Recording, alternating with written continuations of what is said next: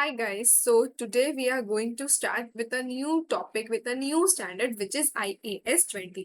तो मैंने क्या किया है, मैंने ये टॉपिक को दो पार्ट में डिवाइड कर दिया है। फॉर नाउ हम पहले वीडियो में थ्योरी समझ लेंगे कि भाई IAS 20 की पूरी थ्योरी क्या है, ठीक है। और फिर हम दूसरे वीडियोस में थोड़े सम डिस्कस करेंगे। ओके, तो आई होप सो आपको ये समझ में आया कि हम पहले पूरा का पूरा कंसेप्ट समझ लेते हैं कि IAS 20 क्या है, वो आपके एग्जाम में कैसे आ सकता है, राइट। तो चलिए let's start with the theoretical topic. तो सबसे पहले friends, IAS 20 which is your government grants. अब मुझे एक बात बताइए, गवर्नमेंट ग्रांट्स क्या होते हैं? Do you know? Then please let me know some examples of government grants. पर मैं आपको एक छोटे से एग्जांपल के साथ यहाँ पर समझाती हूँ, which is your EV vehicles, right. आप लोगों को भी सबको पता है कि ईवी व्हीकल्स बहुत ट्रेंडिंग में है, राइट। तो गवर्नमेंट क्या कर रही है, इलेक्ट्रिक व्हीकल्स को प्रमोट कर रही है। तो गवर्नमेंट ऐसा बोलती है जैसे कि एक ईवी व्हीकल की कॉस्ट है 2 लाख रुपीज, राइट। तो गवर्नमेंट ऐसा बोलती है ये 2 लाख का 10% मतलब 20,000 रुपीज गवर्नमेंट दे देगी।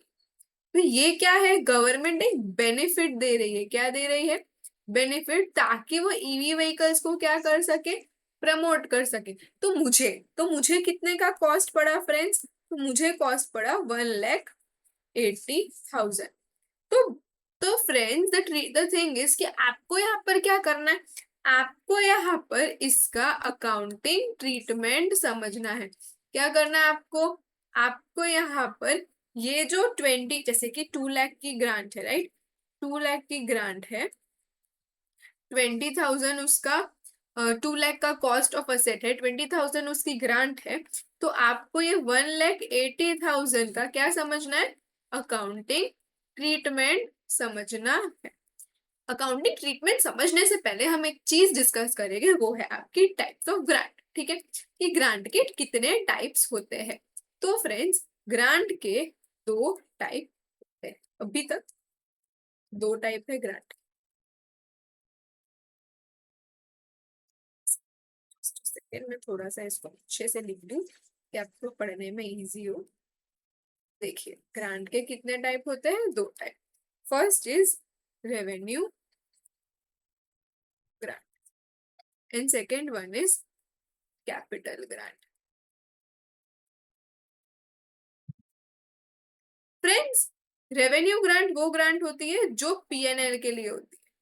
जैसे कि फॉर एग्जांपल वेजेस पे गवर्नमेंट ने ग्रांट दिया है, ठीक है। कैपिटल ग्रांट वो ग्रांट होती है जो असेट्स के ऊपर होती है, जैसे कि इलेक्ट्रिक व्हीकल वो असेट की ग्रांट है। मतलब ये आप बैलेंस शीट पे बताएंगे और ये आप पीएनएल में बताएंगे। आई होप सो ये आपको पता चला। पहले मैं आपको रेवेन्यू ग्रांट के बारे में बता देती हूँ कि इसकी ट्रीटमेंट कैसे होगी, फिर हम कैपिटल ग्रांट पे जाएंगे, ठीक है। देखिए फ्रेंड्स, अब रेवेन्यू ग्रांट की ट्रीटमेंट इधर कैसे होगी, मैं आपको एक छोटा सा एग्जांपल दूं रेवेन्यू ग्रांट का।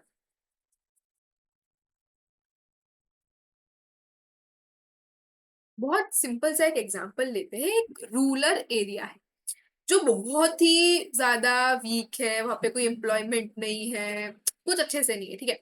तो गवर्नमेंट रिलायंस को ऐसा बोलती है, एक काम करो, यहाँ पर आप आपका एक प्लांट लगा दो या एक आपकी फैक्ट्री लगा। तो रिलायंस ऐसा बोलता है, ठीक है चलो मैं यहाँ पर ये एरिया पे प्लांट या फैक्ट्री लगा देता हूँ, पर मुझे क्या फायदा होगा? तो गवर्नमेंट ऐसा बोलती है कि यहाँ के जो लोग हैं, मतलब पीपल, उनको आप क्या देना, एम्प्लॉयमेंट देना। तो बोल रही है मुझे इनको एम्प्लॉयमेंट देने से क्या फायदा होगा? तो गवर्नमेंट ऐसा बोल रही है, अगर आप इनको एम्प्लॉयमेंट दोगे तो हम 50% ऑफ उनकी सैलरी आपको फिर से दे देंगे। जैसे कि रिलायंस का सैलरी एक्सपेंस होगा 1 लाख, तो गवर्नमेंट उनको 50,000 फिर से दे देगी। तो रिलायंस को सिर्फ कितना बेयर करना पड़ेगा? 50,000। समझ में आ रहा है क्या हुआ आप लोग, क्या हुआ ये केस में? कि यहाँ पर ऐसा बोल रहे हैं, कोई बात नहीं, पीएनएल के आइटम मतलब वेजेस पे आपको ग्रांट मिल रहा है, राइट। गवर्नमेंट ग्रांट दे रही है क्योंकि गवर्नमेंट लोअर स्टैंडर्ड सेक्टर को प्रमोट करना चाहती है, ये रूरल एरियाज को प्रमोट करना चाहती है, इसीलिए अब ये हम दो तरीके से कर सकते हैं। ये जो चीज है हम इसको दो तरीके से कर सकते हैं। चलिए देखिए यहाँ पर सबसे पहली चीज ये आपका पीएनएल है। जस्ट सेकेंड, देखिए ये आपका पीएनएल है, ये आपका बैलेंस शीट है। ओके, ये आपका पीएनएल है, ये आपका बैलेंस शीट है। फ्रेंड्स मुझे एक बात बताइए, ग्रांट मिला, ठीक है, ग्रांट मिला सैलरीज के ऊपर, सैलरी का खर्चा आ गया आपका 1 लाख, ठीक है, और ग्रांट मिली आपको 50,000 की। आप दो चीजें कर सकते हैं, क्या? आप दो चीजें कर सकते हैं, या तो आप ग्रांट को पूरा का पूरा इधर से माइनस कर दो और इधर लिख दो 50,000, खत्म। पहला चीज ये, ठीक है। दूसरी चीज आप ये कर सकते हैं कि आप ये कुछ मत करो और आप ग्रांट को क्रेडिट साइड लिख दो। बात तो वही हुई ना, बात तो वही हुई कि या तो आप डेबिट साइड से 50,000 माइनस कर दो या तो आप इसको क्रेडिट साइड लिखिए। बात तो वही की वही हुई, तो इससे कुछ फर्क पड़ेगा नहीं। बट मुझे अब यहाँ पे आपको एक दूसरा सिनेरियो डिस्कस करवाना है। For example salary is 1 lakh. Okay, salary is 1 lakh. Government, अभी इसमें कुछ 50% और का रूल नहीं है, बस मैंने ऐसा सिंपल बोलते हैं, गवर्नमेंट मुझे 50,000 की ग्रांट देने वाली है। कितने की ग्रांट देने वाली है मुझे? 50। ये आपका बैलेंस शीट है, ये आपकी पीएनएल है। मुझे सिर्फ 50,000 का ग्रांट मिलने वाला है और एक कंडीशन है कि आपको कोई भी एम्प्लॉयज को 2 साल तक रिमूव नहीं करना है। समझ में आ रहा है?